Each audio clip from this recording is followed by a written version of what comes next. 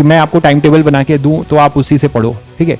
ये सब आपका एक अपना एडजस्टमेंट है, ठीक है। आपके क्या सिचुएशंस हैं, आप रात में पढ़ना आपको ज़्यादा अच्छा लगता है कि आपको दिन में पढ़ना अच्छा लगता है, ये पर्सन टू पर्सन वेरी करता है। हाँ, ये जरूर मैं बोलूँगा कि पढ़ना जरूरी है, ठीक है। तो टाइम टेबल कैसे बनाना है बेटा, ये तो आप ज़्यादा अच्छा समझ सकते हो, है ना, कि आपको कब पढ़ना कैसा अच्छा लगता है। लेकिन ये जरूर बता सकता हूँ कि एटलीस्ट आपको 5 घंटे 4 घंटे apart from this class teaching करना चाहिए, सेल्फ स्टडी डेली आपको एक सेल्फ स्टडी करना चाहिए 4 से 5 घंटा after the apart from the class के टाइमिंग को छोड़कर, ठीक है।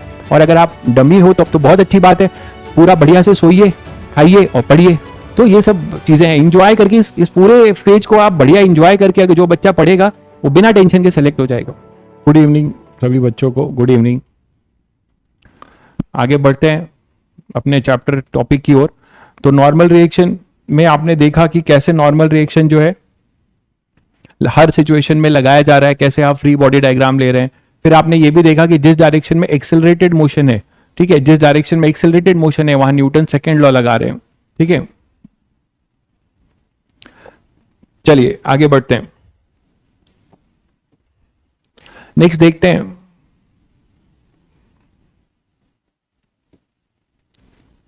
जैसे एक क्वेश्चन आप लोग करके दिखाइए। एक बहुत बड़ा स्फेयर है, बहुत बड़ा स्फेयर है, वो किसी केबल से या स्ट्रिंग से बांधा गया है।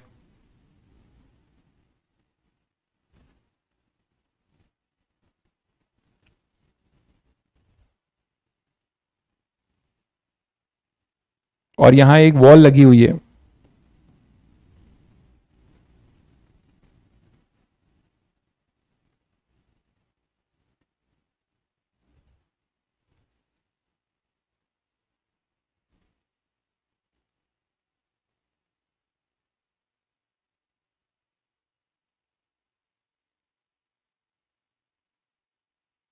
ठीक है, तो आपने इसको ऐसे बांध रखा है, ये वॉल है, इससे ये इसके सहारे भी है और स्ट्रिंग से बंधा भी है, यहाँ स्ट्रिंग से बंधा भी है। तो दिस इज ए स्ट्रिंग, ठीक है। ये एंगल अगर थीटा ले लेते हैं, मान लो ये एंगल आपको दिया हुआ है 30 डिग्री, तो आपको बताना है टेंशन एंड नॉर्मल रिएक्शन। इसका मास m है, इसका मास जो है m है, ओके। बड़ा स्फेयर है, इसका मास m है। तो फाइंड, ये स्ट्रिंग है अपना, फाइंड टेंशन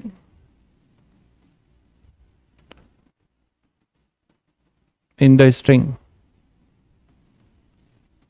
पहला है। दूसरा है find normal reaction acting between ball and wall. जल्दी से करके बता दीजिए।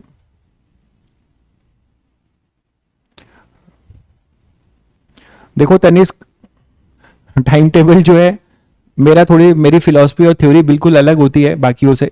मैं इन सब चीज़ों पे बहुत विश्वास नहीं करता, ठीक है, कि मैं आपको टाइम टेबल बना के दूं तो आप उसी से पढ़ो, ठीक है।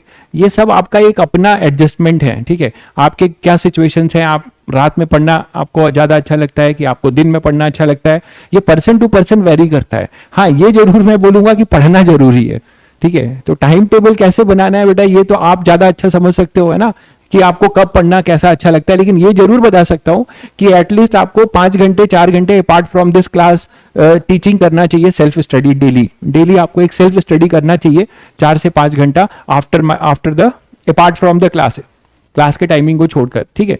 और अगर आप डमी हो तब तो बहुत अच्छी बात है, पूरा बढ़िया से सोइए, खाइए और पढ़िए। डमी वाले बच्चों को तो जन्नत है, जब पढ़ने से मन भर जाए तो बढ़िया घर में हो, बताइए मम्मा को, बोलिए कि यार बढ़िया खाना बनाए, दबा कर खाइए, दबा के सोइए।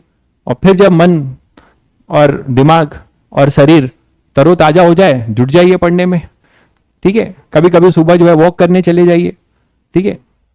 तो ये सब चीजें हैं, इंजॉय करके इस पूरे फेज को आप बढ़िया इंजॉय करके अगर जो बच्चा पढ़ेगा वो बिना टेंशन के सेलेक्ट हो जाएगा।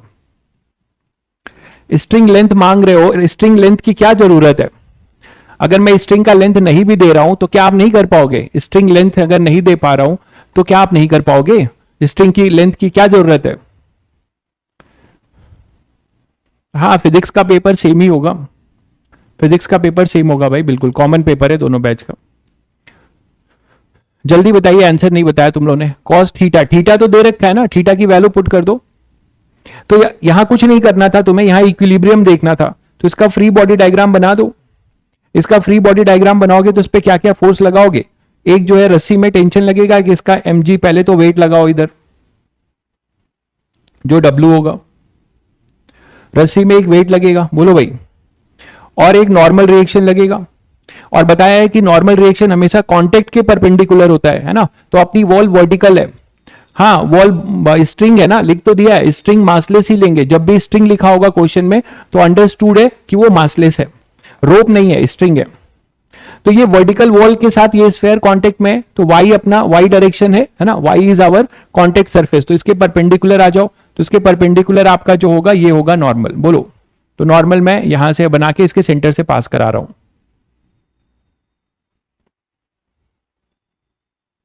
क्लियर है, ये नॉर्मल है, सबको समझ में आ गया होगा। तो ये नॉर्मल हो गया, तो ये हो गया अपना mg।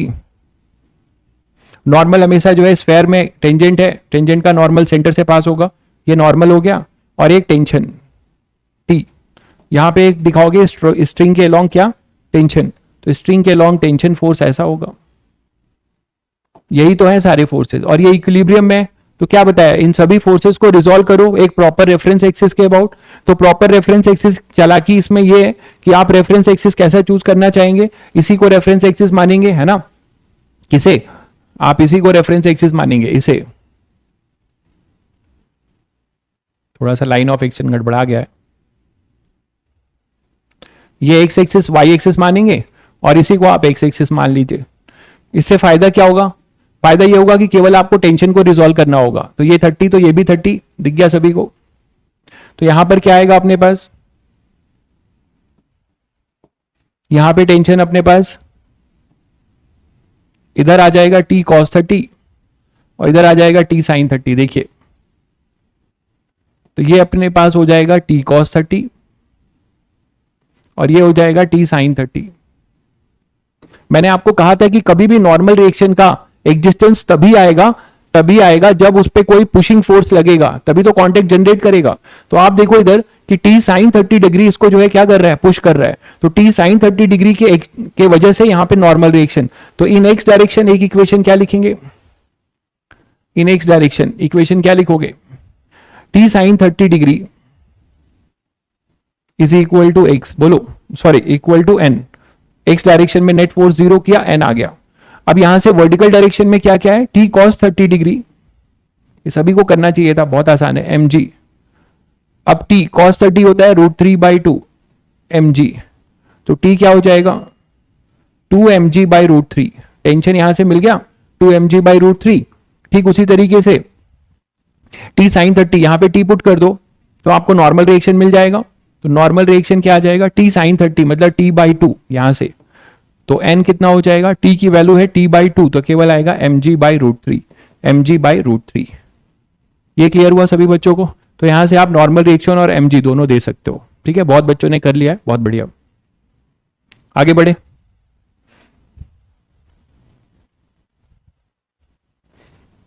नेक्स्ट मान लीजिए आपके पास कुछ ऐसा होता कि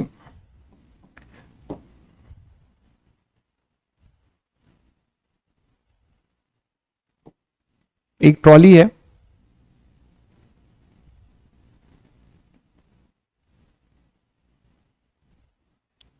इस शेप की,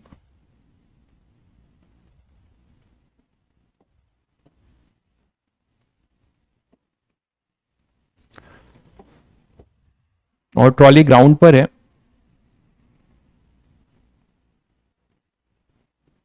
और ग्राउंड पे मान लो यहां पर कोई एक ऐसा पोल है,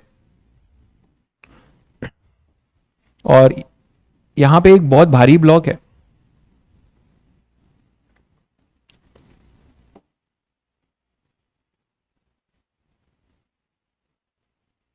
एक बहुत भारी ब्लॉक है और ये ब्लॉक यहां पे एक रस्सी से बंधा है। ठीक है, और ये ट्रॉली भी एक रस्सी से यहां बंधी है।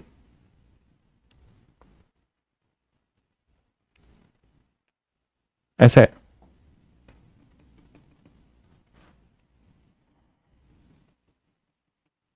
ठीक है। इसका मास जो है अपना m है, इसका मास अपना 2m है, और ये एंगल आपको दिया हुआ है, चलिए 30 डिग्री ले लेते हैं। और ये ट्रॉली और ये ब्लॉक सब रेस्ट पर है, ये स्मूथ है, मतलब यहां कोई फ्रिक्शन की बात नहीं करेंगे। तो the whole system is in equilibrium, the whole system is in equilibrium, ठीक है। The whole system is in equilibrium. आपको बताना है find tension in both the string, ये मान लो स्ट्रिंग 1 है, ये स्ट्रिंग 2 है, ठीक है। तो find tension in both the string, पहला। दूसरा, फाइंड नॉर्मल रिएक्शन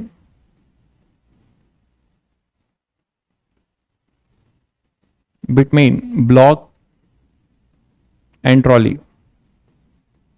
तो ब्लॉक और ट्रॉली के बीच में हमें नॉर्मल रिएक्शन भी निकालना है। चलिए शुरू हो जाइए। तो अब आप देखिए, थोड़ा दिमाग भी दौड़ाइएगा, धीरे धीरे आप लोगों को आइडिया लग रहा होगा कि कहां हमें कितना ही सिस्टम बाउंड्री लेना है जिससे क्वेश्चन इजी हो जाए। जैसे मान लीजिए अगर आपको बोला जाए कि टेंशन निकालना है, तो आप मुझे बताओ टेंशन निकालने के लिए, और सब ये रेस्ट पर पड़ा हुआ है, तो टेंशन, पहले ये बताओ कि इस रस्सी में टेंशन क्यों आएगा, ठीक है। कोई ये बता पा रहा है कि इस रस्सी में टेंशन क्यों आएगा, इस रस्सी में टेंशन क्यों आएगा और इस रस्सी में? ऐसे सोचना शुरू करो। फिजिक्स सीखना चाहते हो तो आप ऐसे सोचिए कि इस रस्सी में और इस रस्सी में टेंशन क्यों आएगा।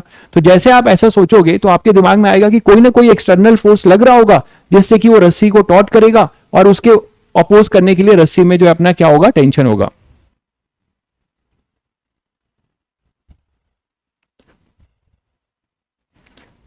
Due to mass of the trolley गलत बात है भाई, नहीं सोच पा रहे हो। मास ऑफ द ट्रॉली से इस रस्सी में कोई टेंशन का मास का रोल ही नहीं है, क्योंकि मास तो m है, जिसकी वजह से ग्रेविटी नीचे लगेगी। मेरे भाई, आपको इतनी मेहनत करके सिखा रहा हूं लेकिन नहीं सीख पा रहे हो आप। ये mg इधर है, ऐसे फिजिक्स पढ़ोगे, ये इसका वेट नीचे लगेगा, रस्सी ऐसे हॉरिजेंटल है, तो ये वेट इसको इस रस्सी के लॉन्ग जो है, ना ही वेट का कोई कंपोनेंट आ रहा है, ना ही वेट आ रहा है। तो कैसे आप बोल रहे हो कि इस वेट की वजह से इस रस्सी में टेंशन आएगा? कोई और बताएगा कुछ? वेरी गुड, ब्लॉक पे ग्रेविटी की वजह से। ओके, तो ब्लॉक पे ग्रेविटी, बिल्कुल सही कह रहे हैं, ब्लॉक पे ग्रेविटी की वजह से तो इस रस्सी में टेंशन आएगा। ब्लॉक पे ग्रेविटी लगेगी, ग्रेविटी का एक कंपोनेंट लगेगा जिससे कि ये नीचे जाना चाहेगा और इस रस्सी में टेंशन आएगा। तो इस रस्सी में जो टेंशन आएगा वो तो इस ब्लॉक की ग्रेविटी की वजह से लगेगा, ये आप बिल्कुल सही कह रहे हैं। But what about the trolley? Trolley को आप इतना नहीं समझ पा रहे हो कि रस्सी कब खींची होगी, जब ट्रॉली मूव करने की टेंडेंसी में होगी। और ट्रॉली को मूव करने के लिए कौन जरूरी है, कौन मूव कराएगा ट्रॉली को? ट्रॉली को कौन मूव कराएगा? तो इसके लिए जब आप इन दोनों की फ्री बॉडी डायग्राम अलग अलग बनाएंगे, मतलब इस पे इसका नॉर्मल रिएक्शन लगेगा जिसका एक कंपोनेंट इसको इधर मूव कराएगा। अब आपको मैं सबकी एबीडी अलग अलग करके बना के दिखाता हूं। जैसे आप ट्रॉली की एबीडी बनाना चाहें तो ट्रॉली की अलग से अगर आप एबीडी बनाना चाहें तो ट्रॉली की एबीडी क्या बनेगी, वहां से आपको दिखने लगेगा। तो फिजिक्स को पढ़ने के लिए यार, फिजिक्स की सब्जेक्ट के नेचर को समझे। फिजिक्स को बहुत आपको कॉन्सेप्चुअली पढ़ना है, तब आपको मजा आएगा और तब आपको अच्छा भी लगेगा। जैसे ये ट्रॉली था, तो ट्रॉली पे अब हम जो भी इस पे फोर्सेज लगेंगे वो सारे दिखा देते हैं। हालांकि सारे फोर्सेज हमारे मतलब के नहीं होंगे, फिर भी मैं दिखा देता हूं। चलिए इस पे फोर्सेज दिखाते हैं। तो पहली फोर्सेस तो आप इसका अपना वेट दिखाओगे जो हमारे मतलब का बिल्कुल नहीं है, और ये दोनों के पहियों पे ग्राउंड का एक फोर्स लगेगा, ये भी हमारे मतलब का नहीं है, अभी इस क्वेश्चन में हमारे मतलब का नहीं है। दूसरी बात ये कि ये ब्लॉक और ट्रॉली रखे हैं, तो ब्लॉक जो है, ब्लॉक का जो नॉर्मल रिएक्शन है वो इस ट्रॉली पे लगेगा। दिख गया सभी को? ब्लॉक और ट्रॉली एक दूसरे पे नॉर्मल रिएक्शन लगाएंगे, अभी बताया था। तो 2m मास इस ट्रॉली पे एक नॉर्मल रिएक्शन लगाएगा जो कॉन्टेक्ट सरफेस के हमेशा क्या होगा, परपेंडिकुलर होगा। इस नॉर्मल रिएक्शन के दो कंपोनेंट होंगे, आप देख पा रहे हो। एक होगा अपना इधर NX और एक होगा अपना NY। और शायद सभी बच्चों को समझ में आ गया कि ये जो दो कंपोनेंट है और यहां पे रस्सी में एक लगेगा, यहां पे टेंशन, इतने फोर्सेस होंगे भाई, इतने फोर्सेस होंगे। ये हुआ कैपिटल एम जी, ये हुआ एन जी, ठीक है। ये हुआ normal reaction between the block and the trolley, this is the normal reaction between the block and the trolley. अब आप देखो ये 30 डिग्री है, तो इस नॉर्मल रिएक्शन का कंपोनेंट कैसे ब्रेक करोगे? एंगल जज करना सबको आता है। ये पैरेलल लाइन दिख ही रहा है, इसको अगर आप एक्सटेंड कर दो तो ये आपको पैरेलल दिख रहा है, पैरेलल लाइन।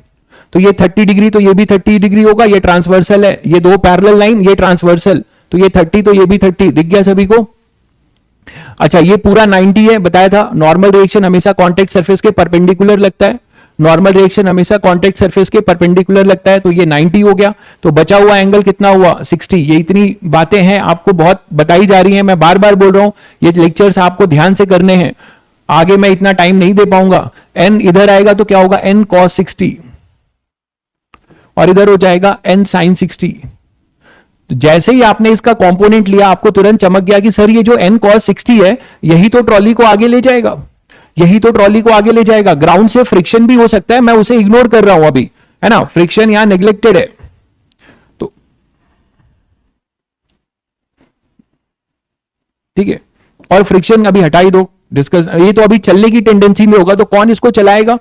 एन कॉस 60 इसको इधर चलाएगा, और जैसे ही एन कॉस 60 चलाएगा तो आपने इसको बांध के रखा है, तो बांध के रखा है तो इस रस्सी में ऐसे आएगा यहां पर T1 टेंशन, ठीक है। तो रस्सी में इधर टेंशन होगा ऐसा T1, इसके रिस्पेक्ट में ऐसा होगा, इस रस्सी में होगा यहां T2, यहां पे ऐसा होगा T2। शायद अब धीरे धीरे सबको समझ में आ गया, और सबको यह समझ में आ गया कि रस्सी को कौन चला रहा था, सॉरी इस रस्सी में टेंशन कौन दे रहा था। इन दोनों के बीच में जो नॉर्मल रिएक्शन लग रहा था, उस नॉर्मल रिएक्शन का एक कंपोनेंट इस ट्रॉली को इधर मूव करने की टेंडेंसी रखता है, और इसके मूव करने की वजह से यहां पे ये रस्सी खिंच जाएगी। अगर आपने इसको बांध के नहीं रखा होता तो ये ट्रॉली यहां रुकी नहीं रहती, ये इधर मूव कर जाती, ये ट्रॉली जो है इधर मूव कर जाती, ठीक है। तो आप यहां पर क्या कर सकते हैं, अब आप इक्विलिब्रियम दिखा सकते हैं ट्रॉली की। अच्छा, अब आपको ये सीखना है, आपको ये सीखना है कि आपको कौन सी इक्वेशंस बनानी है। ये ऊपर वाली इक्वेशन हमारे क्वेश्चन में कोई रेलेवेंसी नहीं रखती, मानते हो कि नहीं? ऊपर वाले से हमें कोई मतलब नहीं है, हमें T1 निकालना था, हमें T1 निकालना था, तो सीधे x डायरेक्शन में इक्विलिब्रियम एस्टैब्लिश करो। तो इन x डायरेक्शन हम केवल x डायरेक्शन की इक्वेशन लिखेंगे। तो x डायरेक्शन में हमारे पास क्या होगा बताओ? T1 इज इक्वल टू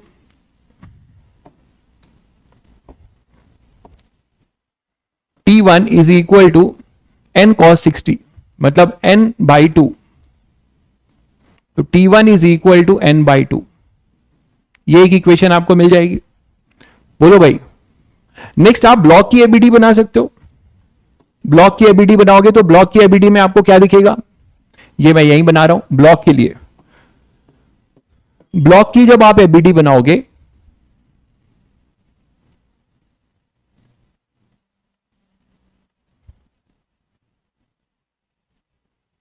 बताइए क्या क्या दिखेगा आपको? एक फोर्स आपको नीचे दिखेगा mg, और ये एंगल कितना होगा ये तो जज कर सकते हो, ये पैरेलल है, ये पैरेलल है, इसके स्लोप के पैरेलल है, स्लोप के ये पैरेलल है, दिख रहा है ना, ये स्लोप के पैरेलल है। तो ये एंगल 30 है हॉरिजॉन्टल से, तो ये एंगल भी क्या होगा? 30, मानते हो? तो ये एंगल भी अपना क्या हो जाएगा? 30। तो जब ये एंगल अपने पास 30 हो जाएगा, तो आप अब आपके ऊपर डिपेंड कर रहा है कि आप, अच्छा ये मैंने दे ही रखा है ट्रॉली के लॉन्ग वाला, तो इसकी जरूरत ही नहीं पड़ेगी आपको।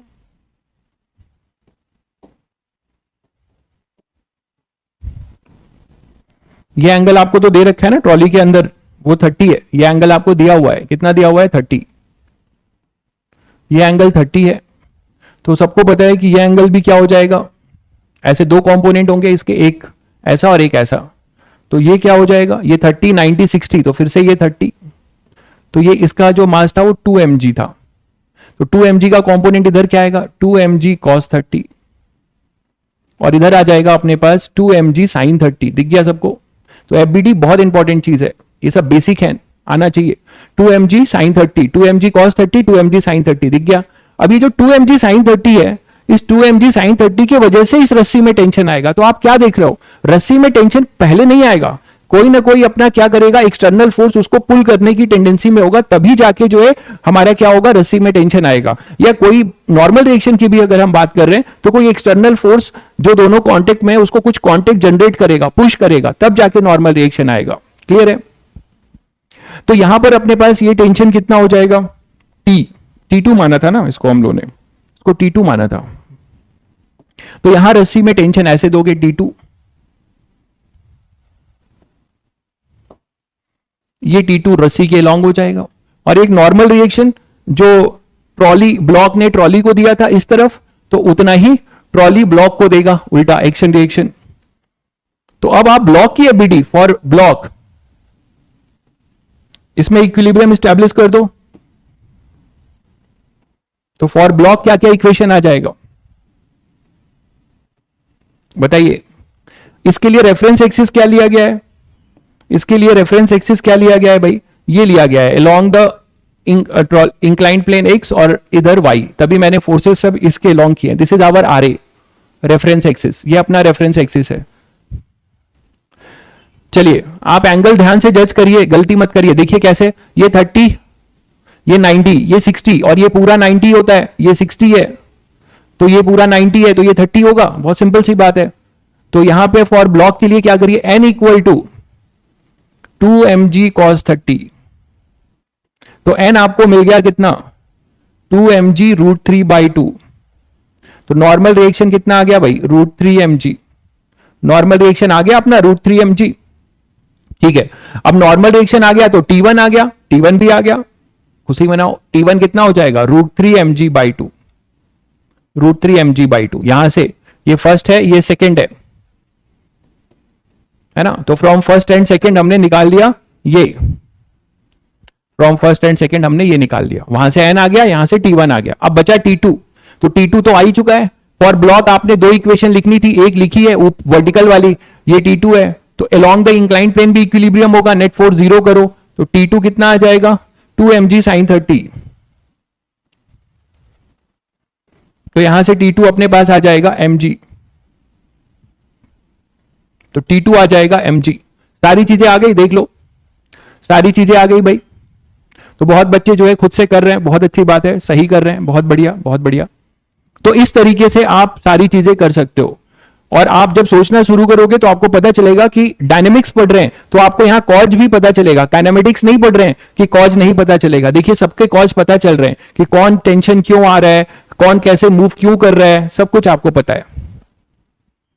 चलिए मिला लीजिए जिसका जो आ रहा है, ठीक है, हो गया। अब इसमें मैं तुम्हें थोड़ा सा एक चालाकी बताना चाह रहा हूं। आप अपना समय बचा सकते थे, कैसे, सिस्टम बाउंड्री का मजा लेकर। अगर मैं केवल आपसे पूछता कि मुझे केवल नॉर्मल रिएक्शन नहीं चाहिए, मुझे केवल चाहिए T1, मुझे केवल क्या चाहिए, T1 चाहिए, तो मुझे अगर केवल टेंशन T1 चाहिए तो मैं क्या चालाकी दिखाता, कोई बताएगा। अगर मुझे केवल T1 निकालना होता तो मैं क्या चालाकी दिखा सकता था, कोई सोच के बताएगा क्या, जल्दी बता दो। हालांकि बहुत कुछ तो नहीं होता, मैं T1 निकालता, ये कर सकता था कि मैं अगर ट्रॉली और ब्लॉक को एक सिस्टम लेता, ध्यान दीजिए, ट्रॉली और ब्लॉक को सिस्टम ले लेता तो नॉर्मल रिएक्शन इंटरनल फोर्स हो जाता। मानते हो कि नहीं, for trolley and block as a system, trolley के मास की कोई जरूरत नहीं है, आपको अच्छा लगने के लिए दिया था, ठीक है, आपको केवल इसकी जरूरत है, ब्लॉक के मास की जरूरत है। तो यहां पर अगर अपने पास ये इसको अगर एक सिस्टम ले लेता, तो अगर आप इसको सिस्टम ले लेते तब क्या होता, जैसे कि एक बच्चे ने पूछा कि इसकी मास की जरूरत नहीं है, तो इसके मास की जरूरत बना दें, चलो बना देते हैं इसके मास की जरूरत। क्या बनाए, चलो इसी में क्वेश्चन देखो क्या होने जा रहा है। दोनों रस्सियों को काट दो एक साथ, इसी में केस 2 है, इफ बोथ द स्ट्रिंग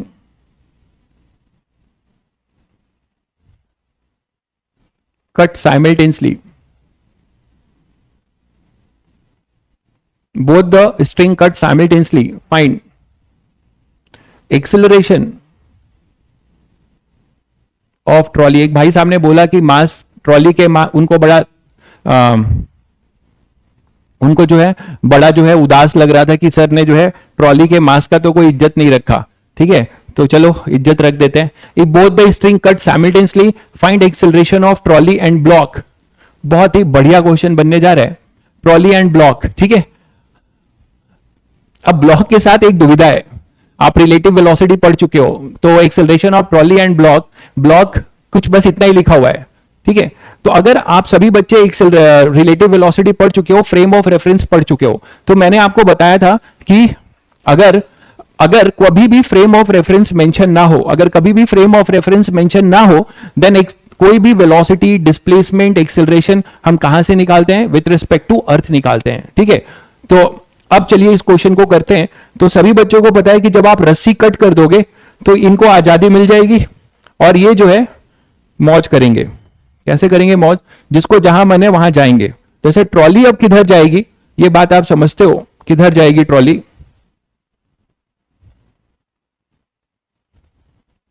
जिधर फोर्स लगेगा ट्रॉली उधर ही एक्सेलरेट होगी, धरती तो नहीं छोड़ेगी। इतना बताया जा रहा है कि ये हवा में नहीं उठेगी। ठीक है, तो कुछ लोग ऐसा ना सोचे कि सर इधर भी फोर्स लग रहा है तो mg और ng दोनों बराबर रहेंगे, तो वो ग्राउंड पे ही एक्सेलरेट करेगी। वो अभी हेलीकॉप्टर नहीं बनने जा रही है, ट्रॉली है वो। ठीक है, तो ये ऐसा मत सोचना है कि ग्राउंड को छोड़कर चलने लगेगी, ग्राउंड को नहीं छोड़ेगी भाई, मतलब ग्राउंड के इस डायरेक्शन में हमेशा इक्विलिब्रियम होगा। अब आपके लिए ये भी कोई बड़ा चीज नहीं है, अभी अभी आपने इसका एफबीडी बनाया था और आपको बस एक ही फोर्स से मतलब होगा यहां पे जो अपने काम का है, अब मैं वही दिखा रहा हूं, दैट इज ब्लॉक का नॉर्मल रिएक्शन। ये 30 डिग्री था, अब इसके मास का रोल आ जाएगा। अब आप यहां से बता सकते हो कि सर इसका हम कंपोनेंट भी लिए थे, अभी बिल्कुल लिए थे। यहां पे एक नॉर्मल रिएक्शन आपने इधर लिया था और एक इधर लिया था। ठीक है, ये 30 था तो ये भी 30 होगा। अच्छा, ये नॉर्मल रिएक्शन हमेशा परपेंडिकुलर होता है तो ये 90 होगा, तो ये कितना होगा? 60। तो आपने नॉर्मल रिएक्शन जज कर लिया, अभी 60 के लॉन्ग इसका कंपोनेंट ले लीजिए, तो क्या मिलेगा आपको? n cos 60। n cos 60 मतलब √3 n cos 60। देखिए ध्यान से, n cos 60 और ये हो जाएगा n sin 60। तो सभी बच्चों को पता है कि ये n sin 60 और इसका जो अपना वेट है वो ग्राउंड वाले नॉर्मल रिएक्शन उसको बैलेंस कर रहे होंगे। तो ट्रॉली का एक्सेलरेशन केवल x डायरेक्शन में हम ले रहे हैं। ठीक है, तो ट्रॉली का एक्सेलरेशन x डायरेक्शन में, इधर ये अब अनबैलेंस फोर्स लग रहा है, दिख रहा है। n cos 60 डिग्री को पहले कौन रोके हुए था? यहां का स्ट्रिंग, जिस स्ट्रिंग से आपने बांध रखा था वो इस n cos 60 को बैलेंस कर रहा था। आपने वो रस्सी काट दिया, अब आपने वो रस्सी काट दिया तो यहां पर एक एक्सेलरेशन आ जाएगा भाई। मान लीजिए उसको मैं बोलता हूं A, कैपिटल A। तो what equation you can write? What equation you can write? Now this will be our accelerated. ठीक है, तो यहां न्यूटन का फर्स्ट लॉ नहीं लगेगा, ट्रॉली स्टेशनरी नहीं है, ट्रॉली एक्सेलरेटेड मोशन कर रही है क्योंकि उस पर एक अनबैलेंस फोर्स लग रहा है। वो अनबैलेंस फोर्स है n cos 60 डिग्री। पहले ये अनबैलेंस फोर्स बैलेंस था, किससे बैलेंस था? यहां जो आपने रस्सी बांधी थी उससे बैलेंस था। ठीक है, तो यहां पे हम लगाएंगे सेकेंड लॉ। क्या लगाएंगे भाई? यहां पे न्यूटन सेकेंड लॉ लगेगा। तो न्यूटन सेकेंड लॉ, तो न्यूटन सेकेंड लॉ लगा दीजिए, n cos 60 degree, this is the net force equal to mass into acceleration. तो ये है m अपना। अब आपको खुशी मिली भाई, मास, ट्रॉली के मास की जरूरत पड़ी, उसकी इज्जत बढ़ी। क्या हो जाएगा? Mass of trolley into acceleration a। ठीक है, तो n cos 60। लेकिन अभी यहां पे आप रुक जाएंगे क्योंकि आप बोलोगे सर हमें n तो नहीं पता, हमें n तो नहीं पता। बिल्कुल सही बात है, लेकिन आपका ब्लॉक भाई भी है, वो भी तो मजे करेगा, वो दो तरीके से मजे करेगा भाई, ध्यान दीजिएगा। अपना जो ये ब्लॉक भाई है वो दो तरीके से मजे करेगा। कैसे मजे करेगा? देखो, एक तो वो ट्रॉली पे, इसकी भी रस्सी आपने काट दी है तो ये ट्रॉली पे घूमेगा। ट्रॉली वाले फ्रेम यहां पे अब अपना रिलेटिव मोशन भी यूज होने वाला है, तो अपना थोड़ा सा दिमाग खोल लीजिए और रिलेटिव मोशन फ्लैशबैक में आ जाइए।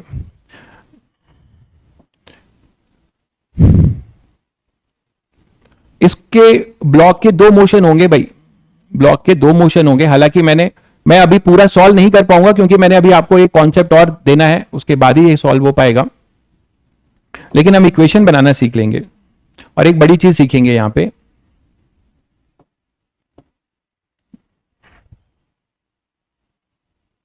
ठीक है, अब ये जो एक्सेलरेशन होगा ब्लॉक का, वो ट्रॉली के रेस्पेक्ट में नीचे जाता हुआ दिखेगा। देखिएगा, ये ब्लॉक भी स्लिप करेगा, ब्लॉक के दो मोशन दिखेंगे। जो ऑब्जर्वर ट्रॉली के अंदर होगा उसको ये इधर जाता हुआ दिखेगा, मानते हो कि नहीं? जो ट्रॉली के अंदर होगा, इस ऑब्जर्वर को ये किसे केवल जो है अलोंग द ट्रॉली वो जाता हुआ दिखेगा। किस ऑब्जर्वर को? ये अलोंग द इंक्लाइन जाता हुआ दिखेगा भाई। जो ऑब्जर्वर इस मूविंग फ्रेम में है, इस फ्रेम का नाम अभी हम सीखेंगे, इसलिए मैंने कहा मैं पूरा अभी सॉल्व नहीं करूंगा। ये एक्सेलरेटेड फ्रेम है, इसका कोई नाम होता है, इसमें एक कॉन्सेप्ट लगेगा, फिर हम उस पर बात करेंगे।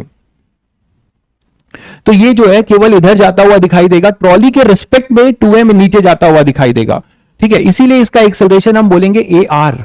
ए आर का मतलब हुआ रिलेटिव एक्सेलरेशन। रिलेटिव एक्सेलरेशन क्यों रिलेटिव है? आप देख रहे हो कि ये एक्चुअल नहीं है, ये एक्चुअल नहीं है, ठीक है। Inertial frame and non inertial, very good भाई, मैंने थोड़ा बहुत बताया था आप लोगों को बिल्कुल कि एक्सेलरेटेड फ्रेम जो होते हैं वो नॉन इनर्शियल है। तो ये नॉन इनर्शियल फ्रेम ऑब्जर्वर है, ये देखेगा कि केवल ये नीचे जा रहा है इस तरफ। रिलेटिव एक्सेलरेशन इसका जो होगा वो है विथ रिस्पेक्ट टू ट्रॉली होगा, इसीलिए इसको ए आर बोला गया है। एक्चुअल एक्सेलरेशन कौन देखेगा? जो अर्थ पर खड़ा होगा। हमेशा एक्चुअल चीज कौन देखता है? अर्थ वाला ऑब्जर्वर, जिसको हम इनर्शियल फ्रेम ऑब्जर्वर कहते हैं, IF। इसे हम कहेंगे अब आज से NIF। NIF का मतलब नॉन इनर्शियल फ्रेम ऑब्जर्वर। अभी हमें आता हूं उस पर, नॉन इनर्शियल फ्रेम ऑब्जर्वर, इस पे अभी हम आएंगे। एक्सेलरेटेड फ्रेम याद होगा, मैंने तुम लोगों को बताया था कि accelerated frame is our non inertial. बहुत बढ़िया भाई, बहुत बढ़िया। एक बच्चे ने बहुत सही बोला कि सर ये इधर तो जा रहा होगा, बट इस वाले को दिखेगा कि ये नीचे इधर इंक्लाइंड प्लेन के लॉन्ग स्लिप भी कर रहा है और ट्रॉली के साथ साथ राइट साइड में भी मूव कर रहा है। बिल्कुल, बहुत बढ़िया। तो ये एक्चुअल देखेगा।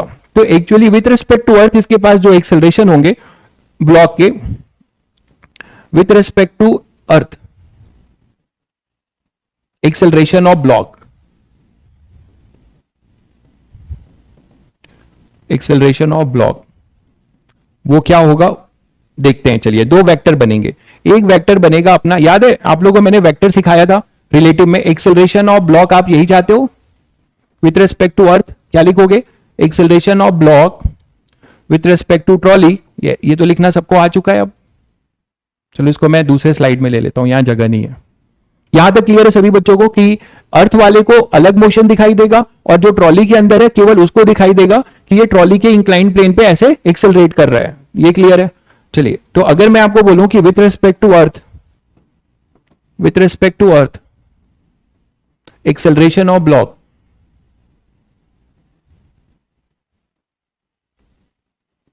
तो एक्सेलरेशन ऑफ ब्लॉक क्या होगा? देखिए, दो वेक्टर बनेंगे। एक तो आपको दिखेगा कि ब्लॉक ट्रॉली के साथ साथ नीचे जा रहा है, और साथ में क्या हो रहा है, इसके दो वेक्टर बनेंगे।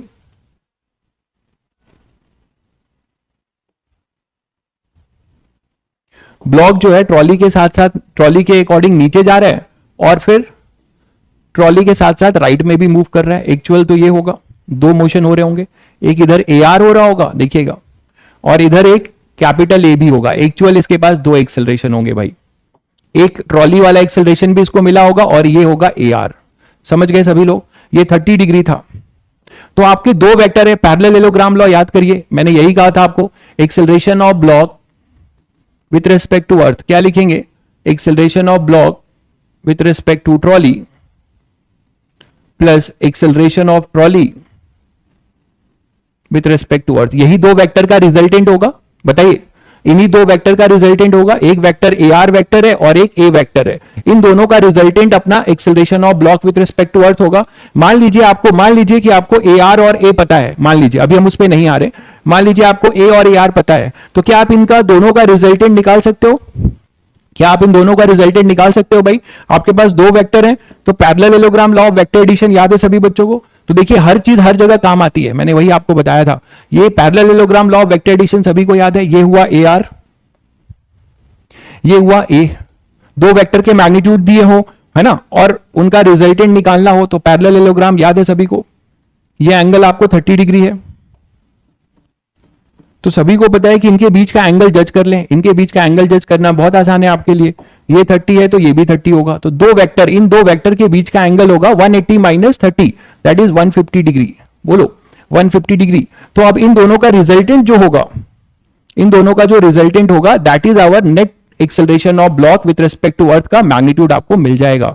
इसको आप एक पैरेललोग्राम बनाएंगे और यहां से आपको मिल जाएगा इनका रिजल्टेंट, जो क्या कहलाएगा? Acceleration of block with respect to earth. तो जो अर्थ पे खड़ा होगा बंदा, जो बंदा अर्थ पे खड़ा होगा, उसको ये ब्लॉक रिजल्टेंट कैसा दिखाई देगा कि ये नीचे भी जा रहा होगा और इधर भी आ रहा होगा, तो इन दोनों का जो रिजल्टिंग मोशन है ये वाला एक्सेलरेशन, इसको ये दिखाई देगा अर्थ वाले को। तो acceleration of block with respect to earth का मैग्नीट्यूड होगा ऑब्वियसली, तो acceleration of block with respect to earth आपको ये मिल जाएगा। ठीक है, कैसे मिलेगा आप इसको लिख सकते हो, याद है parallelogram A square plus B square plus 2ab cos 150। Very good भाई, तो बहुत बच्चों ने लिख दिया है, बहुत बढ़िया। तो ये हो जाएगा, इसका मैग्नीट्यूड आपको सीधे मिलेगा, क्या मिलेगा, under root of A R square. ये सब बातें जो है, सब बातें आपको बहुत काम आने वाली है पूरे चैप्टर्स में, तो ये सब आपको बहुत फंडामेंटल्स हैं, दिमाग में रखिएगा। A square plus B square plus 2a into a r cos 150, और इसको आप थोड़ा सा ऐसे भी लिख सकते हैं, ए R square plus A square plus 2a into a r cos 150 को लिख सकते हैं कॉस 180 माइनस 30। और सभी बच्चों को पता है कि cos pi minus theta second quadrant है, नेगेटिव हो जाएगा, तो फाइनली आप ये लिख दोगे ए R square plus A square minus 2a into a r cos 30। Cos 30 की वैल्यू √3/2 जो भी है। कुल मिला के आपने क्या देखा कि अगर मुझे ए आर मिल जाए और ए मिल जाए तो हम यहां से इसका एक्सेलरेशन निकाल सकते हैं। तो इसका मतलब आपने क्या देखा कि जो ब्लॉक है, मैंने कहा था वो दो तरीके से मजे कर रहा है, उसका अर्थ के रिस्पेक्ट में अलग मोशन है जो ये देखेगा, और ट्रॉली के रिस्पेक्ट में उसका मोशन अलग है जो ट्रॉली वाला ऑब्जर्वर देखेगा कि वो इधर जा रहा है। ठीक है, अब आप बोलोगे सर ए आर कैसे फाइंड करें, तो मैंने वही कहा था कि इसके लिए मुझे अलग एक कॉन्सेप्ट देना होगा नॉन इनर्शियल फ्रेम में, सूडो का, तो हम उस पर आएंगे। अभी मैंने आपको बस ये बताया कि मान लीजिए आपको ए आर और ए पता होगा तो आप कैसे करेंगे, और आपने इससे बहुत बड़ी बात सीखी कि अभी कभी भी हमारा मूविंग फ्रेम होगा तो उसके मोशंस दो हो सकते हैं, जो रिलेटिव आपने पढ़ी रखा है, तो इसमें रिलेटिव एक्सेलरेशन भी होगा और एक एब्सोल्यूट भी होगा। ठीक है, तो हम एआर पे भी आएंगे, कैसे हम एआर फाइंड करेंगे। हालांकि ट्रॉली का एक्सेलरेशन निकाला जा सकता है, ट्रॉली में आपके पास जरूरत किसकी पड़ेगी, एन की, और एन आप इजीली निकाल सकते हो ब्लॉक की परपेंडिकुलर वाले डायग्राम से। देखिए ये आपने ट्रॉली ए आर रिलेटिव हो गया, इसके लिए तो इक्वेशन आपने लिखा था ना, ये रहा N cos 60 equal to M A. आप ब्लॉक का परपेंडिकुलर डायरेक्शन में अगर आप एबीडी बनाओ तो ब्लॉक का अगर एबीडी आप बनाते हो तो केवल परपेंडिकुलर डायरेक्शन में, तो परपेंडिकुलर डायरेक्शन में आप बना सकते हो, परपेंडिकुलर डायरेक्शन में आप velocity n equal to M G cos 60 नहीं लिख सकते। यही थोड़ी सी बात है जो मैं तुम्हें बताना चाह रहा हूं, वो अभी यहां नहीं, सूडो के बारे में अभी मैं आपको बताऊंगा, तभी आप जान पाओगे कि यहां कोई बच्चा बोलेगा कि सर क्या n equal to 2mg cos 30 यहां भी होगा, नहीं होगा। जब ये रेस्ट पर था तब तो ठीक था, लेकिन जब ये एक्सेलरेटेड है तब नहीं होगा। क्यों नहीं होगा, थोड़ा सा आपको इसके लिए वेट करना पड़ेगा। ठीक है, तो अभी मैं वो नहीं लिख रहा हूं, बस मैंने आपको अभी मोशन जज कराया, इस पर हम लौटेंगे फिर से। कभी कभी मान लो क्वेश्चंस कुछ ऐसे भी बन सकते हैं, जैसे कि मैं एक बहुत हैवी टावर दे दूं आपको, नॉर्मल रिएक्शन की अगर हम बात कर रहे हैं, तो कोई मैं आपको एक टावर दे दूं, बहुत हैवी टावर है और सिलेंड्रिकल शेप का है,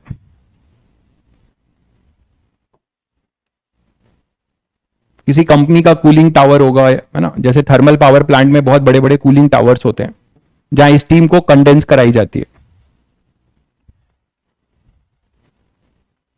ठीक है, तो ये पूरा का पूरा एक सॉलिड स्ट्रक्चर आपके सामने है, बहुत बड़ा हैवी।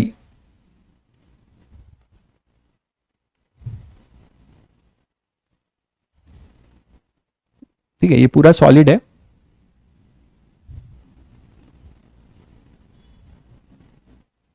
ये पूरा सॉलिड है। ठीक है, अब आपके मान लीजिए मैं आपसे पूछूं कि इस पे नॉर्मल रिएक्शन कितना लगेगा, नॉर्मल रिएक्शन कितना लगेगा, नॉर्मल रिएक्शन इस पे कितना लगेगा ग्राउंड पे, इस टावर की वजह से नॉर्मल रिएक्शन कितना लगेगा अगर इसका मास m है, तो क्या आप नहीं बता पाओगे, बताओ।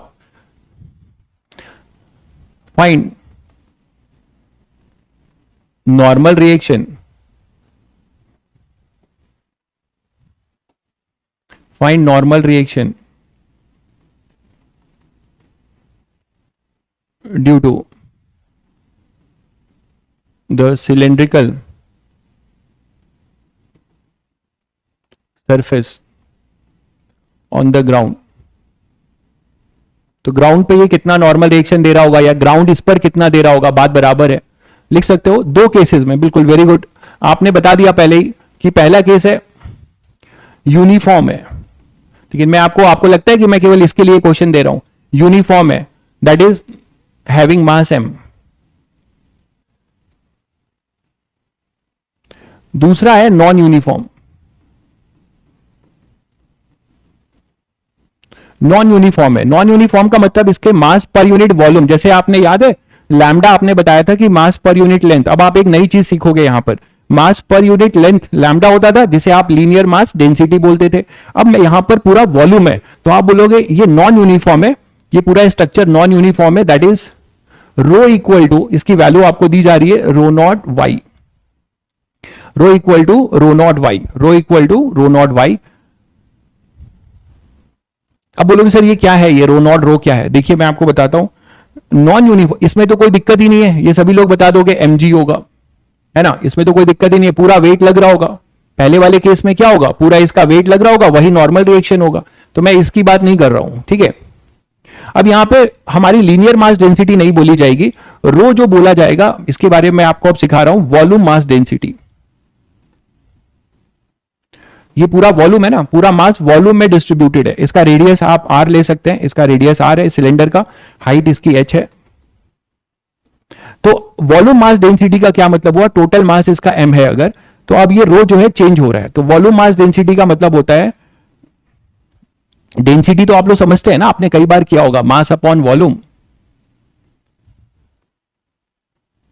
तो ये है डेंसिटी, ये है m बाई वी, लेकिन ये m बाई वी कॉन्स्टेंट नहीं है ना, अगर ये m बाई वी आपका कांस्टेंट होता तब आप बोलते कि ये यूनिफॉर्म है, उसके लिए आंसर अपना mg हो जाता, उसके लिए आंसर अपना mg है।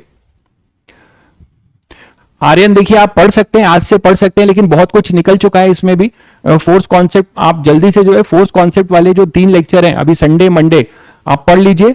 आपको एक काम करना पड़ेगा कि आपको आज से ही लगकर, क्योंकि ये बहुत क्रूशियल चीजें चल रही हैं, तो इसके बिना आगे आप नहीं समझ पाएंगे। जो अभी 3 लेक्चर हुए हैं फोर्स के, वो रिवाइज करके आइएगा ट्यूसडे को, तो आप कर सकते हैं।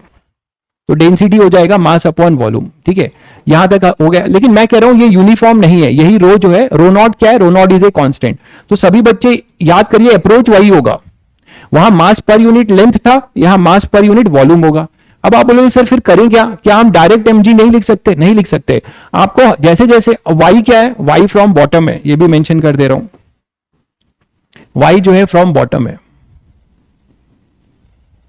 तो नीचे से जैसे जैसे आप ऊपर जा रहे हो, इसकी डेंसिटी जो है ये ज्यादा डेंस होता जा रहा है, जिस सीमेंट से या जिस कंक्रीट से ये बना होगा, वो जो आप देख रहे हो कि ये नीचे से जैसे जैसे आप ऊपर जाओगे ये डेंस होता जाएगा, बहुत ज्यादा जो है ये क्या होता जाएगा, डेंस होता जाएगा। तो बहुत ज्यादा जो है ये डेंस हो जाएगा। तो अब आपको यहां पे बताना है कि आप कैसे करेंगे। इसका मतलब आप समझ रहे हैं कि हर जगह पे यहां पर अच्छा अब ये बताओ कि जैसे तुम यहां पर हो, यहां पर हो, तो यहां पर आपको क्या होगा, नॉर्मल रिएक्शन कौन लगाएगा, इसके ऊपर जितना मास है, समझ पा रहे हो? जैसे ब्लॉक वाला याद करो, ब्लॉक वाला याद करो कि एक ब्लॉक था, दूसरा ब्लॉक था, तीसरा ब्लॉक था, दूसरे वाले पे कौन नॉर्मल रिएक्शन लगाता था, दूसरे वाले के ऊपर जितने ब्लॉक रखे हुए थे उन सबका वेट, और उन सबका वेट आप निकालने के लिए क्या करोगे, उनका मास कैलकुलेट करना होगा। वहां तो मास आपको गिवन था, यहां फंक्शन है, तो यहां मास आपको इंटीग्रेट करके लाना पड़ेगा। तो पहले जैसे आपको एकदम नीचे चाहिए, ठीक है, तो अगर आपको एकदम नीचे नॉर्मल रिएक्शन चाहिए तो आपको इसका टोटल मास इंटीग्रेट करना पड़ेगा, आपको इसका टोटल मास इंटीग्रेट करना पड़ेगा। चलिए करते हैं, कैसे फंक्शन बनाएंगे। देखिए जैसे आप वहां पर गए थे y पर, तो वैसे यहां पर भी जाएंगे y पर, और आप अब थोड़ा सा समझदारी दिखाइए। वो रॉड था, उसमें आपने एक छोटा सा रॉड कट किया था, ये एक बहुत बड़ा सिलेंडर है, सिलेंडर है, मान लो कोई सिलेंड्रिकल चीज है, उसको आप स्लाइस बना रहे हो, ध्यान दीजिए, कोई जैसे आपका स्प्रिंग रोल है, आप स्प्रिंग रोल खाते हो तो वो आपको कट करके देता है कि नहीं देता है, बहुत छोटा छोटा कट करके देगा तो डिस्क निकलेगा। तो एक सॉलिड सिलेंडर से आप चाकू से अगर उसे स्लाइस में काट रहे हो तो आपको डिस्क मिलेगा, सिलेंडर को अगर आप काटते जाओगे तो आपको क्या मिलेगा, डिस्क मिलेगा। तो उसी तरीके से यहां जो डिफरेंशियल एलिमेंट होगा वो क्या होगा पता है, डिस्क, वो अपना होगा यहां पर डिस्क, इस तरीके का। देखिए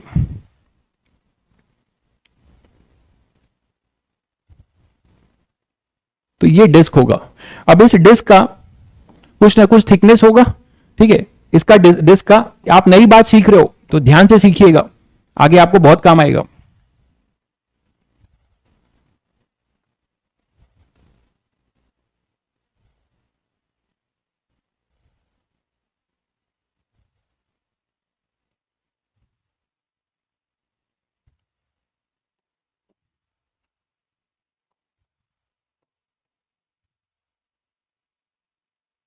दिखाने के लिए मैं इतना बड़ा बना रहा हूं, बट ये है बहुत छोटा।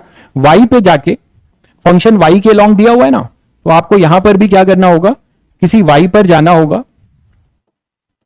यहां पे किसी y पे जाना होगा और एक dy का छोटा सा डिस्क कट करना होगा। ये डिस्क का थिकनेस है, ये दो डिस्क नहीं है, एक ही डिस्क है, वो उसका थिकनेस है, ठीक है। तो ये y पर आप गए और ये उसका थिकनेस है, ये पूरा, ये उसका थिकनेस है, ये पूरी डिस्क है, ऐसे सोचो, ये पूरी डिस्क है एक, ये उसका थिकनेस है, समझ गए होगे। आपको एक डिस्क मिला, हाँ बिल्कुल, पाइप सॉलिड पाइप है, हॉलो नहीं है, हॉलो पाइप होता तो रिंग निकल के आता, ठीक है। तो अपने पास ये हो जाएगा y पे dy। अब ये जो dm होगा इसका, जैसे आप वहां पे भी लेते थे, अब बहुत कुछ आप खुद भी आप गेस कर सकते हैं क्योंकि हमने ऐसा किया है नॉन यूनिफॉर्म का। इसका मास क्या लेके चलेंगे, dm। तो ये dm क्या लिखा जाएगा भाई, तो अब आप ये बोलोगे कि इसकी जो डेंसिटी है वो y के लॉन्ग चेंज हो रही है। ध्यान दीजिए, जैसे लैम्डा चेंज होता था तो हम लोग उसमें फायदा क्या उठाते थे कि dy बहुत स्मॉल है, तो dy अगर बहुत स्मॉल है तो जो भी इसकी volume mass density y distance पे होगी वही इसकी density y plus dy distance पे होगी। जो भी इसकी वॉल्यूम मास डेंसिटी y पे होगी वही y प्लस dy पे होगी। मानते हो कि नहीं? तो मैं यहां लिखने जा रहा हूं, since dy is very small, सब कुछ वही है, अप्रोच देखो वही है, बस रो में डील करेंगे। dy is very small, so volume mass density for dy length is constant. यही मानेंगे कि dy लेंथ के लिए इसका वॉल्यूम मास डेंसिटी चेंज नहीं होगा, ठीक है। तो अब आप यहां पे क्या लिखने वाले हो कि जो भी रो एट y जो होगा वही rho at y plus dy होगा, है ना, as dy is very small, ये मतलब है। तो जो काम आप constant density equal to mass upon volume, ये काम आप पूरे y के लिए तो नहीं कर सकते बट dy के लिए कर सकते हो, ठीक है। तो as dy is very small, तो केवल dy के लिए आप क्या लिखेंगे, इसका वॉल्यूम मान लीजिए dv है, let dv be the volume of dy length of the cylinder, जो कि डिस्क है एक तरीके से। आप उसको सिलेंडर बोलना चाहे तो आप सिलेंडर बोल सकते हैं, बात वही है। इसका रेडियस भी आर ही होगा। तो क्या लिखेंगे आप, dv क्या लिखेंगे बताएंगे आप लोग। dv हो जाएगा, ध्यान से देखिए, आप इतने को सिलेंडर ही समझिए। सिलेंडर का वॉल्यूम होता है पाई आर स्क्वायर एच, तो इसका बेस क्रॉस सेक्शनल एरिया कितना होगा, पाई आर स्क्वायर, ये तो वही रहेगा। तो पाई आर स्क्वायर, बस h के जगह पे क्या लिख दीजिए, dy। h के जगह पे आप क्या लिख दीजिए, dy।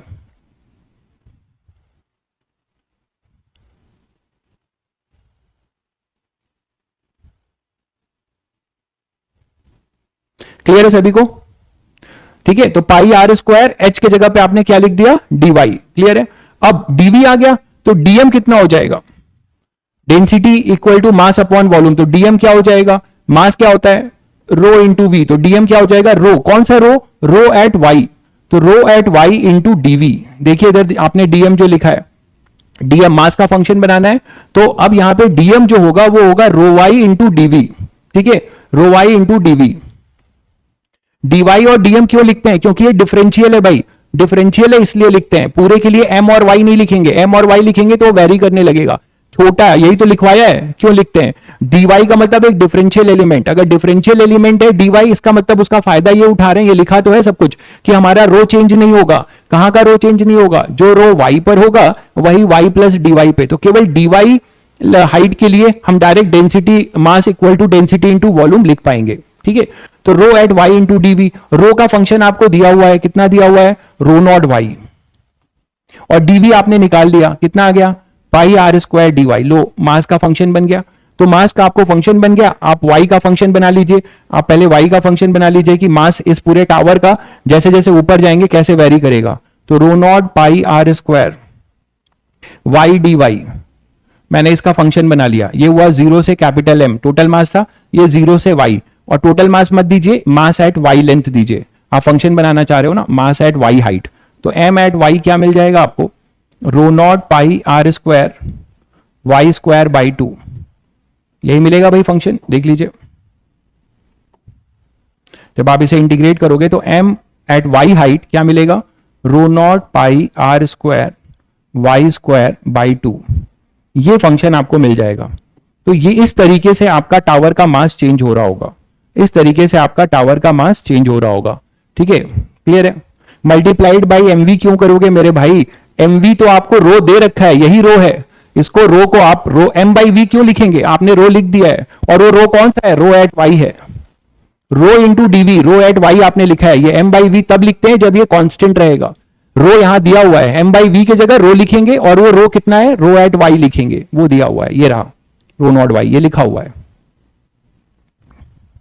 ठीक है, तो अब यहां से समझ में आ रहा है कि rho naught pi r square by 2 y square, ये टावर जैसे जैसे आप ऊपर जाओगे, जिस मटेरियल से ये बड़ा बना होगा, इसका मास इस लेवल से चेंज होगा। ठीक है, अब आपसे कहीं भी पूछा जाए इस टावर का नॉर्मल रिएक्शन, तो आप फटाफट बताने वाले हो। आपसे ग्राउंड पे पूछा गया था, तो ग्राउंड पे पूछा गया था, यहां एक गड़बड़ हो गया है।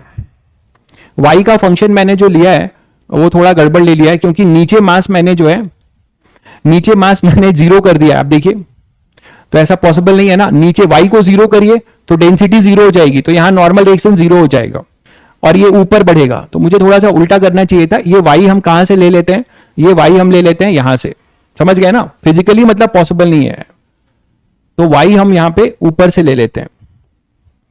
y जो है ऊपर से है, not from the bottom, from the top. तो ये बाकी कुछ में चेंज नहीं होगा, तो यहां चेंज होगा ना, भी फंक्शन चेंज हो जाएगा, देखिएगा। बस थोड़ा सा प्रैक्टिकली वो सही नहीं लग रहा है कि नीचे जो है नॉर्मल रिएक्शन जीरो हो जाए, इसीलिए कर रहा हूं। नीचे नॉर्मल रिएक्शन टावर का जीरो नहीं हो जाए, वो अजीब सी बात हो जाएगी, इसीलिए हम क्या कर रहे हैं, ऊपर से ले लेते हैं। तो वाई जो है हम लोग ऊपर से ले लेते हैं, कोई दिक्कत नहीं है, थोड़ा सा चेंज करना होगा। क्वेश्चन बनाने में भी ज्यादा दिमाग लगता है सॉल्व करने से। तो यहां पे हम वाई यहां से ले लेते हैं, ये वाई है, ध्यान दीजिएगा।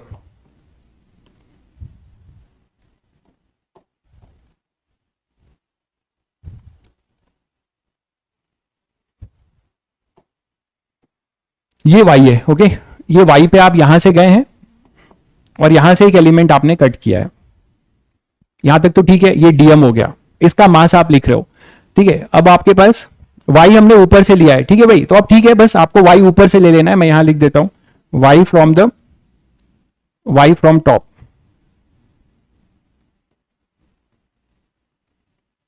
अब ठीक है, ठीक है, बाकी सब कुछ वही रहेगा। यहां लिमिट भी देखिए, जीरो पे आप गए तो जीरो मास था, इसके ऊपर कोई मास नहीं। अब जस्टिफाइड है ना, वाई के नीचे आए तो इतना मास है। अब आपसे पूछा जा रहा है कि टोटल मास ग्राउंड पे क्या होगा, तो ग्राउंड पे ये वाई कितना हो जाएगा? एच हो जाएगा। ग्राउंड पे ये वाई पूरा कितना हो जाएगा? इसकी हाइट कितनी ली थी आपने? एच ली थी ना। तो ग्राउंड पे तक आते आते ये वाई की जगह आप यहां पे क्या पुट करोगे? एच। तो टोटल मास कितना हो जाएगा? M total, y equal to h put कर दो, तो क्या हो जाएगा? Rho naught pi r square h square, h y की जगह एच होगा, बाई में 2, ये हो जाएगा भाई। तो नॉर्मल रिएक्शन क्या होगा? एनजी क्या होगा? नॉर्मल रिएक्शन ग्राउंड से ये एनजी होगा, ये टोटल मास को बैलेंस कर रहा होगा, ठीक है, टोटल मास को बैलेंस कर रहा होगा। तो एनजी हो जाएगा अपना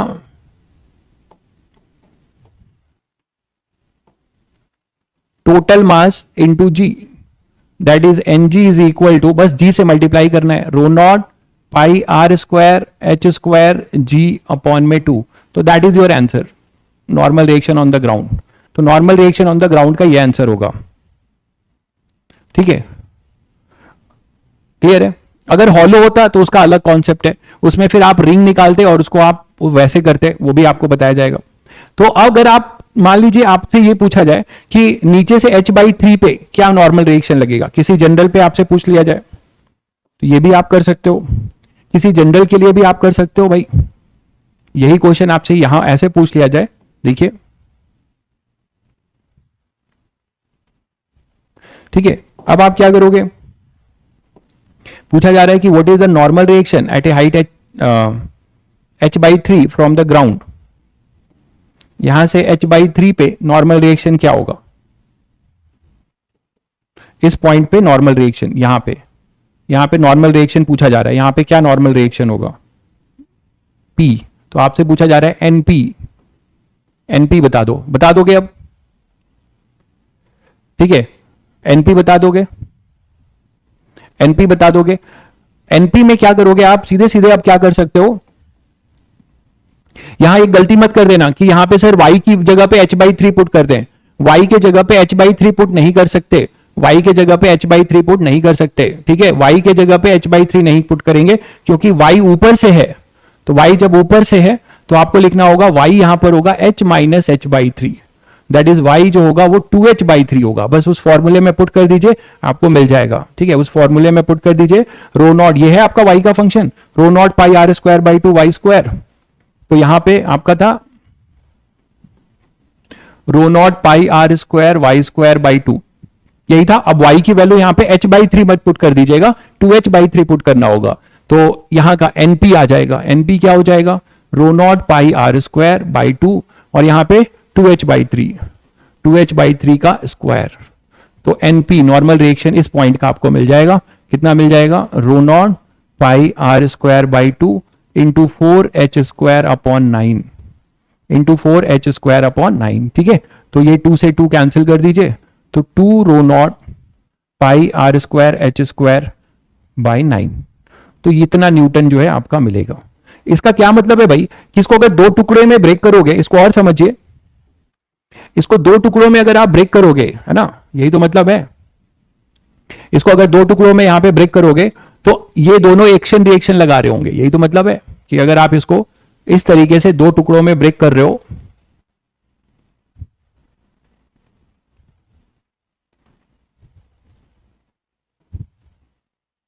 है ना, अलग करके दिखा रहा हूं जिससे आप समझ पाओ। तो कुछ ऐसा ही बात हो रही है, देखो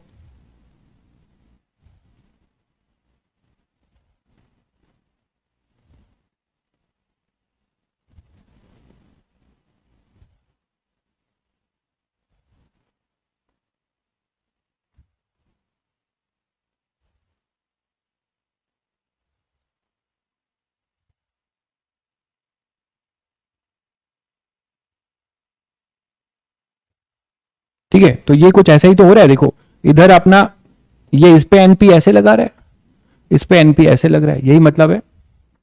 ये चीज समझ गए होगे सब लोग, ये एनपी ऐसा लगाएगा, ये एनपी ऐसा लगाएगा।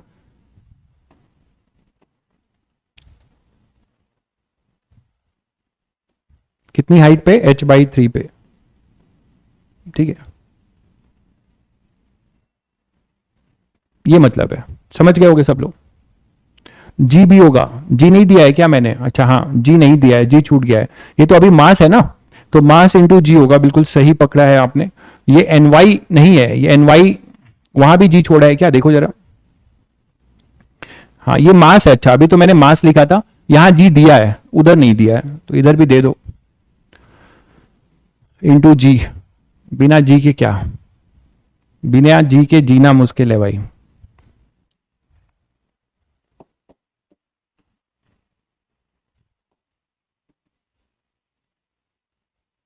ठीक है, अब ठीक है भाई, देख लो सब लोग, अब ठीक है। तो ये इस तरीके से आप कभी भी, एक आपको होमवर्क दे रहा हूं, अपना दिमाग लगाइएगा, यही जो है आपको इसी लेवल पे एक होमवर्क दे रहा हूं, अपना दिमाग लगाइएगा कि मान लीजिए एक बड़ा सा कोनिकल स्ट्रक्चर है,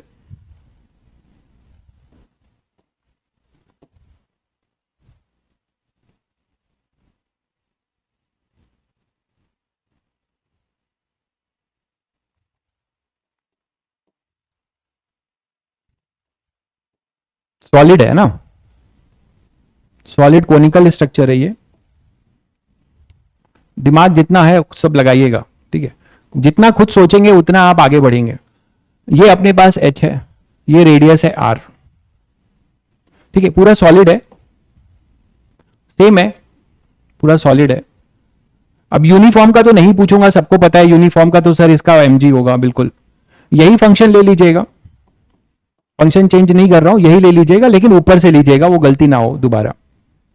ये इधर से y है, जैसे जैसे आप टॉप से आ रहे हो वैसे वैसे बढ़ रहा है, तो रो जो है रो नॉट y, फंक्शन यही ले लीजिएगा, कोई दिक्कत नहीं है, फंक्शन कैसा भी हो सकता है। नॉन यूनिफॉर्म कौन है, नॉन यूनिफॉर्म है, दिख रहा है सबको, सॉलिड कोन, ठीक है। तो यहां पर आप बताइएगा कि normal reaction due to ground, on the cone, ठीक है। और दूसरा नॉर्मल रिएक्शन एट h/2। तो ये आपका होमवर्क रहा, सोचिएगा, करिएगा। जैसा आपको इतना हिंट दे सकता हूं कि आप इसमें जो डिफरेंशियल एलिमेंट होगा सॉलिड है तो क्या होगा, एक डिस्क कट होगा। इसमें एक डिफरेंशियल एलिमेंट वैसे ही कट होगा, डिस्क कट होगा, बट यहां आपको एक चैलेंज मिलेगा कि वहां रेडियस सेम था, आपने देखा था वहां पे सारे डिस्क का रेडियस सेम था। यहां पर डिस्क का रेडियस जो भी आप कट करोगे वो भी चेंज होगा। तो इतना हिंट दे रहा हूं कि आप जो है इसको एक सिमिलर ट्रायंगल से सोचिएगा, फिर उसको x और y दो वेरिएबल आएंगे। इतना हिंट दे रहा हूं कि इसको आप y मानिएगा, इस रेडियस को x मानिएगा, ठीक है। तो इसको आप फिर एक सिमिलर ट्रायंगल से x को y के टर्म्स में लिख सकते हैं, x को y के टर्म्स में लिख सकते हैं, ठीक है। करिएगा ये, चलिए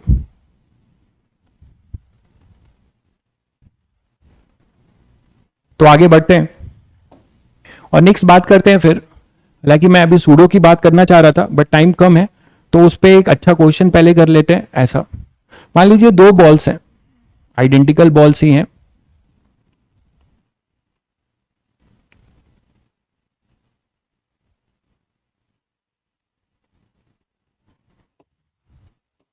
और ये दोनों बॉल्स जो है किसी दो वर्टिकल वॉल के बीच में फंसे हुए हैं।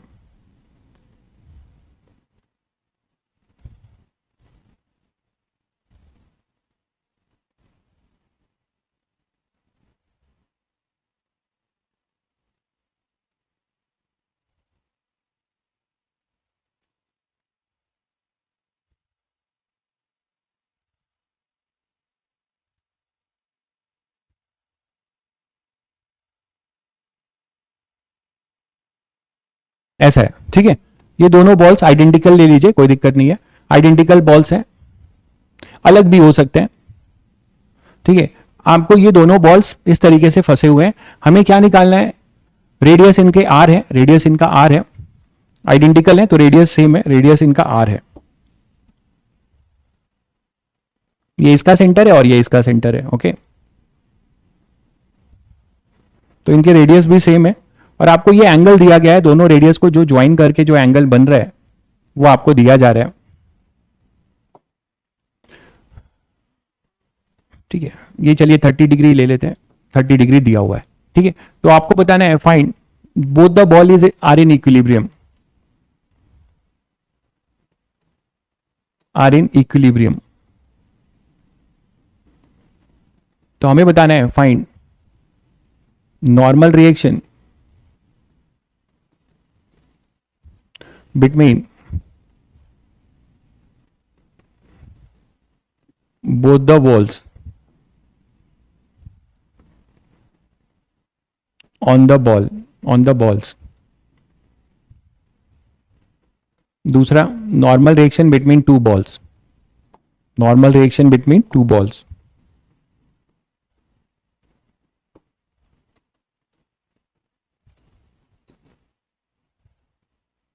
ये तीसरा भी निकाल सकते हैं, normal reaction due to ground,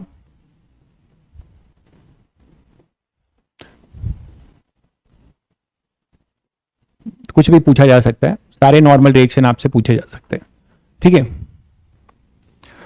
भाई अभिनव, मैंने तुम्हें पुली वाले क्वेश्चंस कब बोला कि आप जाके सॉल्व करो? अब आप ये फैंटम बन रहे हो अपनी मर्जी से, तो फैंटम बनो। मैंने हमेशा आपको हिदायत दिया हुआ है कि अगर आप कोई दूसरे सोर्स से कुछ भी अगर अटेम्प्ट कर रहे हैं तो आपके लिए एक प्राइमरी कंडीशन है कि आप अगर यहाँ पे जब तक चैप्टर कंप्लीट नहीं हो जाता तब तक आप मत करिए, नहीं तो आप परेशान होंगे, आपका समय खराब होगा। अभी कॉन्सेप्ट पढ़ाया नहीं गया और आप करने लगे तो आप ये इसकी जिम्मेदारी आपकी होगी, ठीक है। काइनेमेटिक्स जैसे पढ़ चुके हैं, प्रोजेक्टाइल रिलेटिव, ये क्वेश्चन आप कहीं से भी करिए, ठीक है।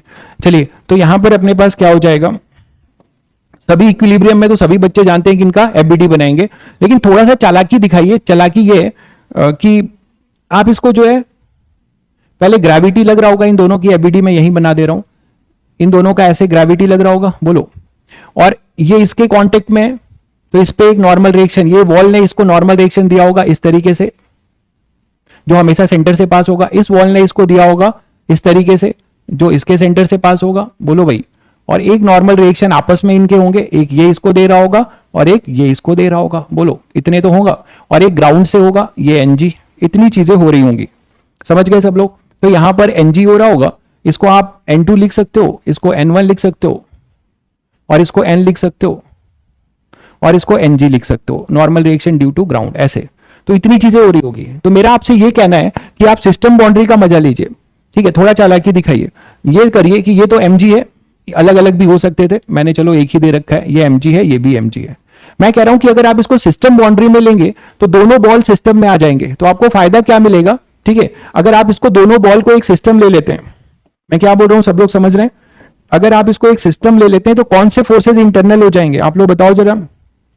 अगर इन दोनों को एक सिस्टम बाउंड्री में लेंगे तो हमारे पास इंटरनल फोर्स के नाम पे कौन कौन से होंगे, ये जो दो आपस में नॉर्मल रिएक्शन लग रहे हैं ये इंटरनल फोर्स हो जाएंगे, और आपका थोड़ा सा हेडेक कम हो जाएगा, मानते हैं कि नहीं?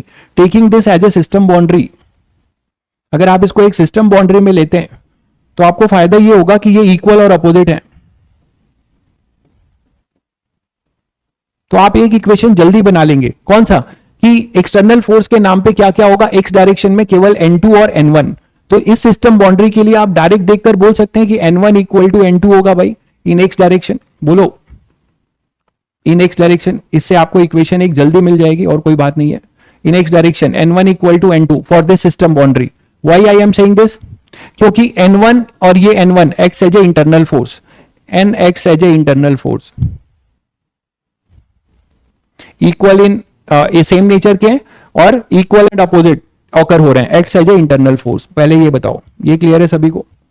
चलिए वाई डायरेक्शन में क्या हो जाएगा, Mg Mg नीचे, और ऊपर क्या लग रहा है Ng, तो यहां से Ng आ जाएगा इन वाई डायरेक्शन। तो वाई डायरेक्शन में आपको मिल जाएगा Ng is equal to 2Mg, ये मिल गया आपको Ng यहां से, ठीक। तो Ng और इधर भी अपने पास क्या है, बस Ng, और इधर Mg और Mg। अब ये मिल गया, तो ये सिस्टम बाउंड्री का काम हो गया। लेकिन आपको इंटरनल फोर्स चाहिए, ये N1 और N2 चाहिए, सॉरी ये N भी चाहिए, तो इसके लिए क्या बताया आपको, फिर अलग अलग बॉल्स के भी एबीडी बनाने होंगे, ठीक है।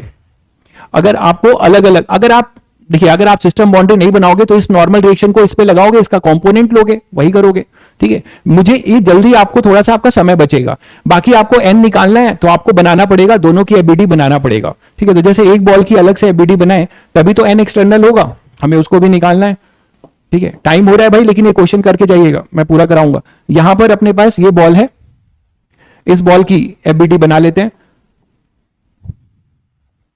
तो यहां पर क्या क्या लग रहा है देखिए, इस पे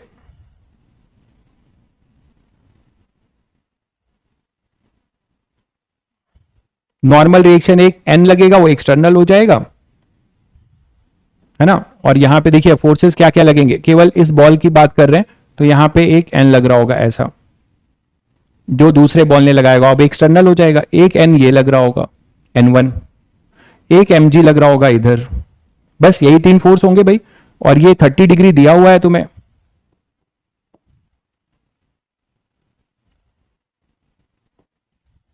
ये 30 डिग्री आपको दिया हुआ है,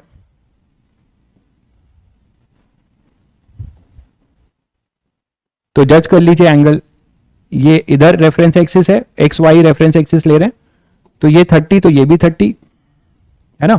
तो नॉर्मल रिएक्शन ये N, ये अपना क्या था N1, और ये था Mg। तो N का कंपोनेंट टूटेगा, क्या होगा इधर, ये बॉल A मान लीजिए, ये बॉल B, तो हम A की एबीडी बना रहे हैं, ये बॉल A के लिए है, तो N cos 30, और ये N। जब तक आप A इंडिविजुअल की नहीं बनाएंगे तब तक नॉर्मल रिएक्शन आपको नहीं मिलेगा, पूरे सिस्टम में ये इंटरनल होगा। तो जब को आपको उसे करना है तो आपको एक बनाना होगा, N क्या हो जाएगा यहाँ पे, N cos 30, इधर हो जाएगा N sin 30। तो यहां से दो इक्वेशन लिख सकते हैं, क्या, N1 is equal to N cos 30, that is N1 is equal to √3n/2, और एक आपको मिलेगा N sin 30 equal to Mg। तो यहां से N आ गया अपना, N कितना आ गया, Mg 2Mg, देख लीजिए N sin 30 equal to Mg, तो N आ गया 2Mg, N आ गया तो N1 आ गया, N1 आ गया तो N2 आ गया, क्योंकि आपस में बराबर है तो सब कुछ आ गया। तो N आ गया 2Mg, N1 कितना हो जाएगा, N1 हो जाएगा √3/2 इंटू 2Mg, तो N1 आ जाएगा √3Mg, ये भी आ गया। और अगर N1 आ गया तो N2 आ गया, क्योंकि N1 और N2 बराबर हैं तो ये भी आ गया √3Mg। तो सारे नॉर्मल रिएक्शन आपके मिल गए। ठीक है, अब कोई एक बच्चा पूछ रहा था कि सर सिस्टम बाउंड्री नहीं लेते तो क्या करते? सिस्टम बाउंड्री नहीं लेते तो इसकी अलग से बनाते, इसकी अलग से, इसकी भी बनानी पड़ती, फिर इन दोनों की अलग से बनानी पड़ती, फिर आपको करना पड़ता। ठीक है, लेकिन सिस्टम बाउंड्री बनाने से फायदा ये हो गया कि हम केवल एक पूरे सिस्टम बाउंड्री की तो हमने डायरेक्ट लिख दी और एक की बना दी। क्यों? क्योंकि जब हम पूरे को सिस्टम बाउंड्री ले रहे थे तो एन और एन इंटरनल फोर्स थे, हमें उसके लिए देखना नहीं था। Sir how to think like you. सुनो आप बेटा, जब मैं भी आपके तरीके से था तो मैं भी जैसे आप सोच रहे हो वैसे ही सोच रहा हूंगा, या हो सकता है आपसे खराब सोचता था। ठीक है, आपको जो है इसी तरीके से सोचना है, धीरे धीरे आपकी आदत पड़ेगी। कहीं कोई ऐसा कुछ नहीं होने वाला कि अंधेरे कमरे में अचानक आप गए, बहुत बड़ी लाइट जला दी, आपको रोशनी मिल गई, ऐसा नहीं होगा। Everything you have to do with consistency, with hard work and with interest. A time will come when you see कि आपके अंदर बहुत चेंज आ जाएगा और आप जो है हमसे भी अच्छा सोचने लगोगे। ठीक है, आप लोग हमसे भी अच्छा सोचने लगोगे। अगर आपने 2 साल कंटिन्यूअस इन चीजों को करते रहे तो आपको मैं बता रहा हूं कि जिस दिन आप जेईई एडवांस क्वालिफाई करोगे, आप मुझसे बहुत आगे निकल जाओगे। और आज भी आप मुझसे ज्यादा सोच सकते हो, क्योंकि आप 3 चीज हैंडल करते हो। मेरा दिमाग आपसे 1/3 है, आपका दिमाग मुझसे 3 टाइम्स है। बस उस चीज को पहचानो। ठीक है, धीरे धीरे करो। ठीक है, आपका दिमाग मुझसे जो है, एक बच्चे का दिमाग जैसे केवल पीसीएम की बात कर लूं जिसमें तुम दिमाग लगा रहे हो, तो आप जो है मुझसे 3 टाइम्स ज्यादा टैलेंटेड हो। ठीक है, तो धीरे धीरे आप करोगे, इसीलिए आप पेन कॉपी लेके बैठोगे, अपने पॉजिटिव, बिल्कुल अपने आप को ऑप्टिमिस्टिक रखिए कि आप कुछ करेंगे जरूर।